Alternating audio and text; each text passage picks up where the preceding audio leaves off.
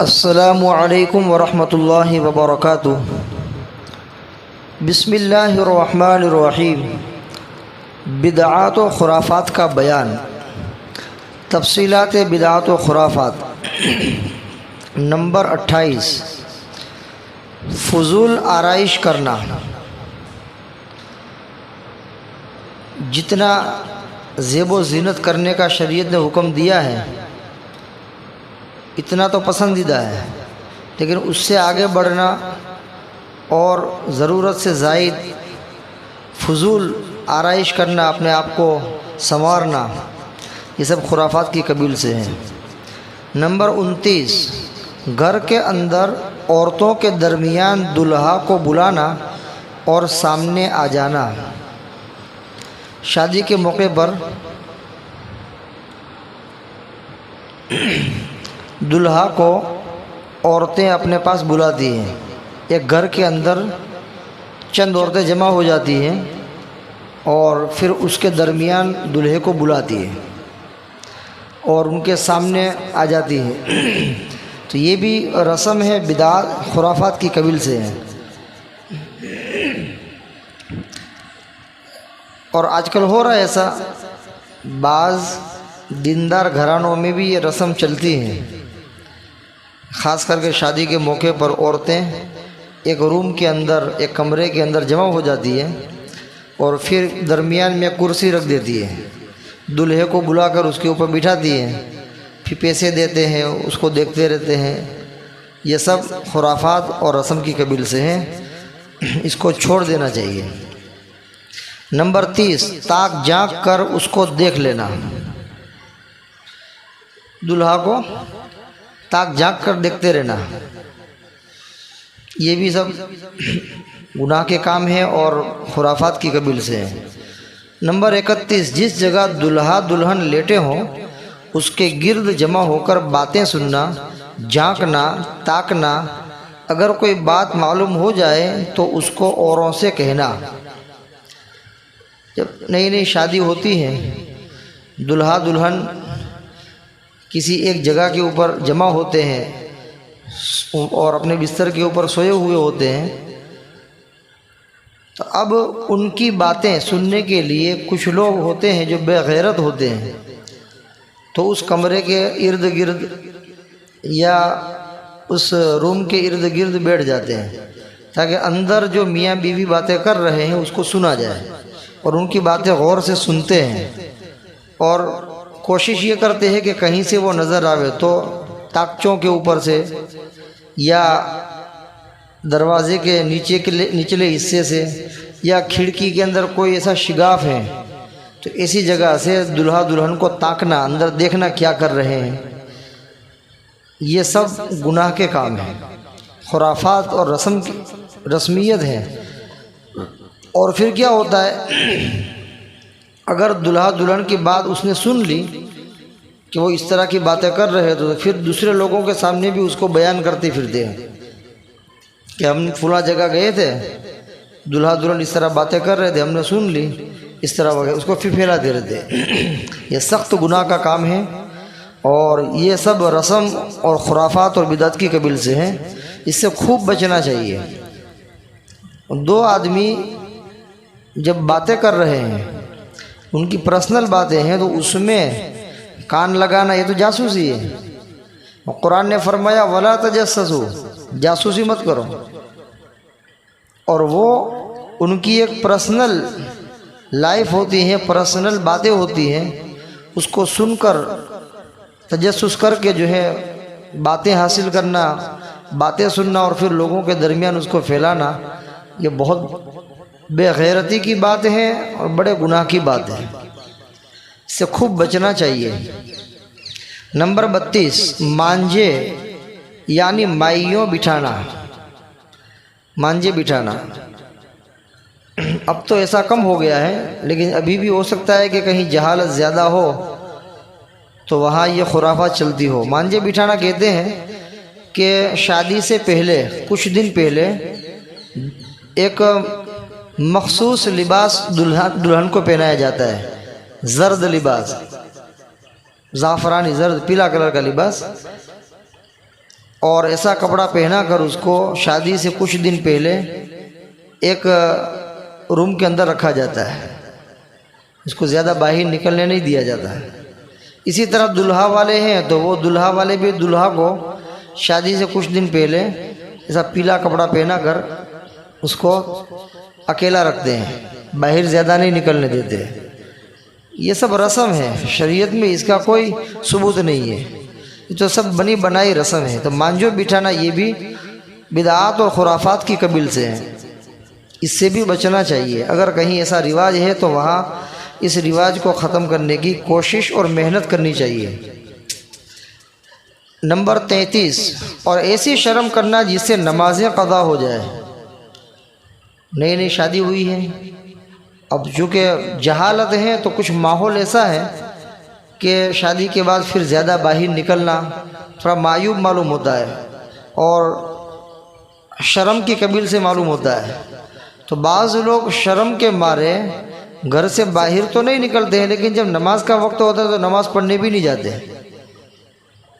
کچھ بھی نہیں، گھر سے باہر نکلنے کا ہی نہیں۔ تو اس طرح ایسی شرم کر لینا کہ آدمی نماز بھی نہ پڑھے، نماز بھی قضا کر دے، یہ تو بڑا گناہ ہے، یہ تو خرافات ہے یہ سب چیزیں۔ نمبر 34، جو کپڑے اس کے بدن سے لگے ہوں سب کو دھلوانا،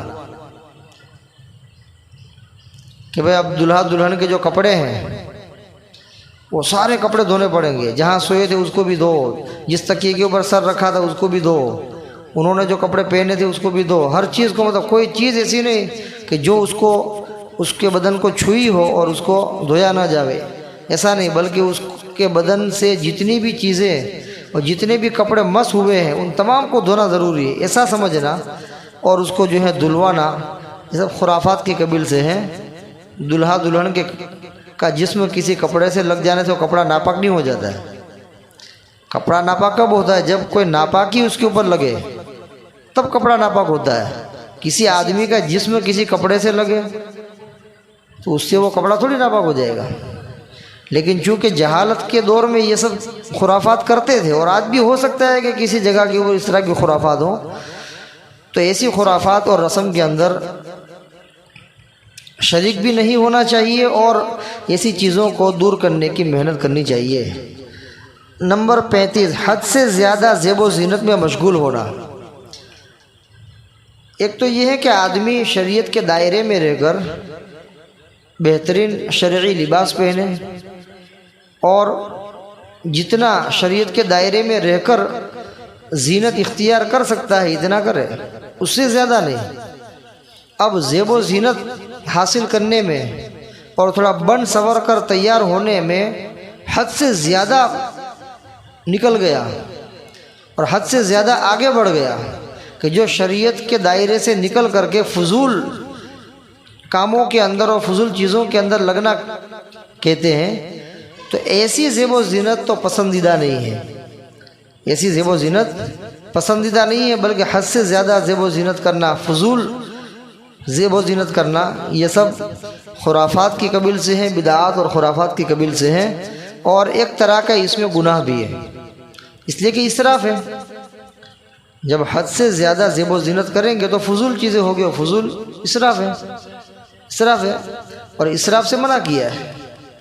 ہر چیز اعتدال میں ہونی چاہیے، کھانا اعتدال میں، پہننا اعتدال میں، سونا اعتدال میں۔ انسان کی زندگی کا ہر شعبہ اور انسان کی زندگی کا ہر کام وہ اعتدال میں ہونا چاہیے اور شریعت کے دائرے میں ہونا چاہیے۔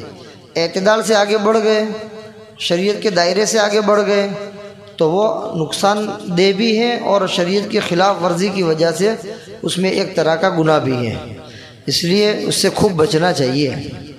آج کل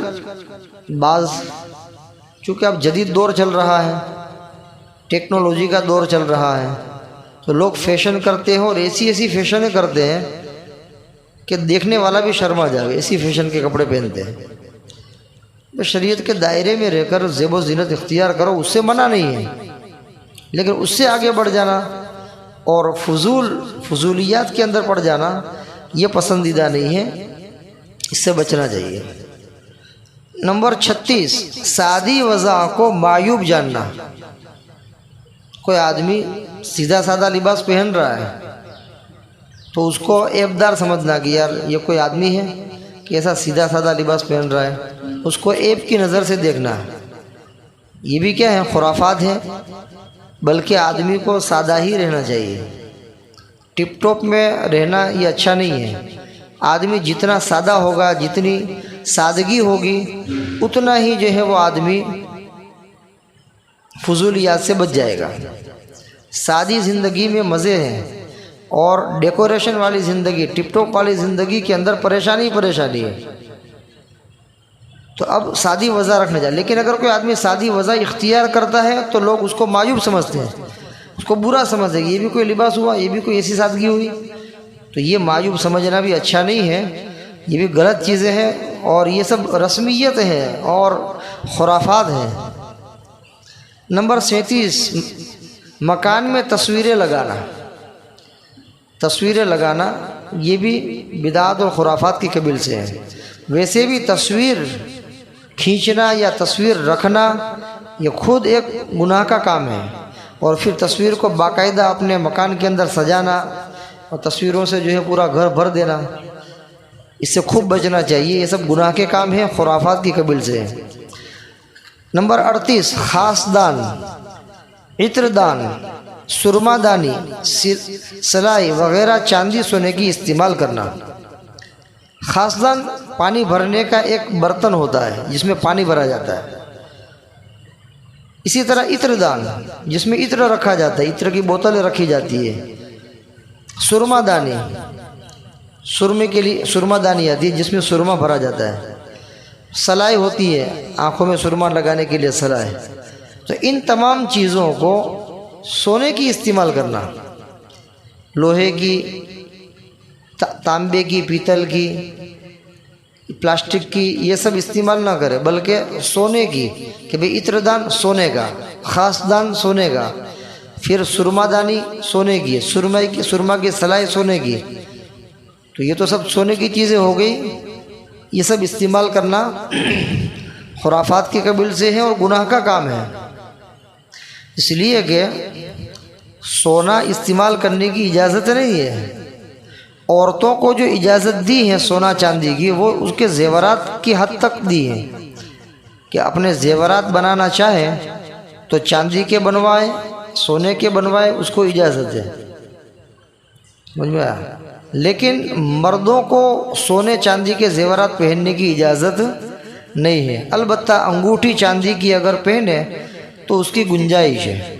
مرد اگر چاندی کی انگوٹھی، اور وہ بھی 4 گرام سے کم کی، بنا کر کے پہنتا ہے تو اس کی گنجائش ہے، پہن سکتا ہے، اس میں کوئی حرج کی بات نہیں۔ لیکن چاندی کی ویٹی کے علاوہ مرد کو کسی بھی طرح کا کوئی زیور چاندی اور سونے کا پہننے کی اجازت نہیں۔ عورتوں کو اجازت ہے کہ وہ چاندی اور سونے کے زیورات پہنے، اس کو اجازت ہے۔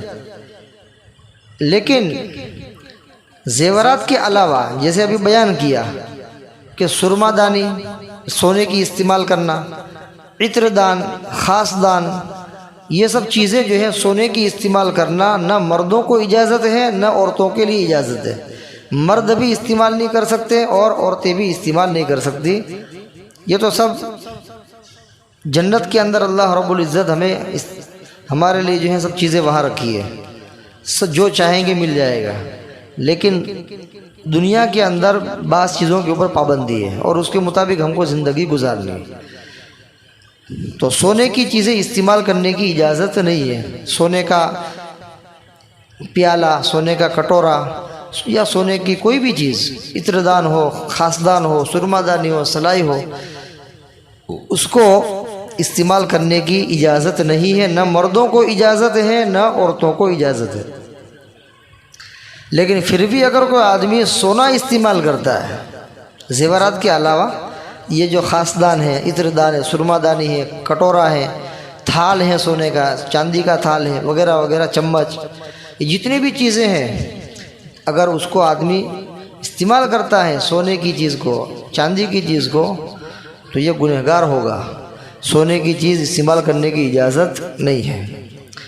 نمبر 39 تعزیہ دیکھنے اور میلوں میں جانا۔ تعزیہ یہ خرافات ہیں، قرآن اور حدیث کے اندر تعزیہ کا کوئی ثبوت ہی نہیں ہے، یہ تو لوگوں کی ایجاد ہے، یہ تو بدعات ہے، خرافات کی قبیل سے ہے۔